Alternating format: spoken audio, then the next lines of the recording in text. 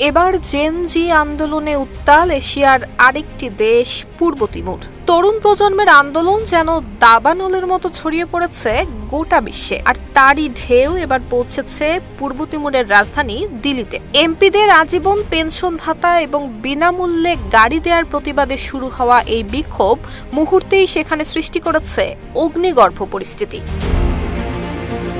16 September টানা দ্বিতীয় দিনের মতো উত্তাল হয়ে ওঠে দেশটির রাজধানী। জাতীয় সংসদ ভবনের সামনে বিক্ষোভকারীরা টায়ার জ্বালিয়ে সড়ক অবরোধ করেন। একটি সরকারি গাড়িতে আগুন ধরিয়ে দেওয়ার ঘটনাও ঘটে। ওয়ালটন এখন দেশের সীমানা পেরিয়ে পৌঁছে গিয়েছে 50টিরও বেশি দেশে।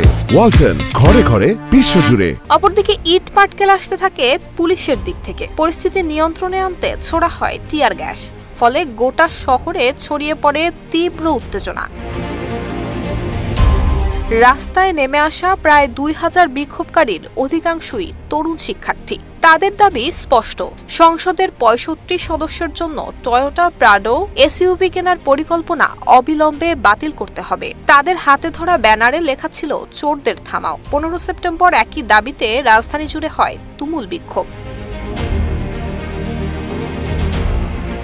2002 সালে ইন্দোনেশিয়ার কাছ থেকে স্বাধীনতা পাওয়া পূর্ব তিমুর এখনও দক্ষিণ পূর্ব এশিয়ার অন্যতম দরিদ্র দেশ। তেল নির্ভর অর্থনীতির দেশটিতে বেকারত্ব, অপুষ্টি আর বৈষম্য প্রকট সমস্যা হিসেবেই রয়ে গেছে। এমন বাস্তবতায় এমপিদের জন্য বিলাসবহুল গাড়ি কেনার পরিকল্পনা সাধারণ মানুষের কাছে অযৌক্তিক বিলাসিতা হিসেবেই দেখা দিয়েছে।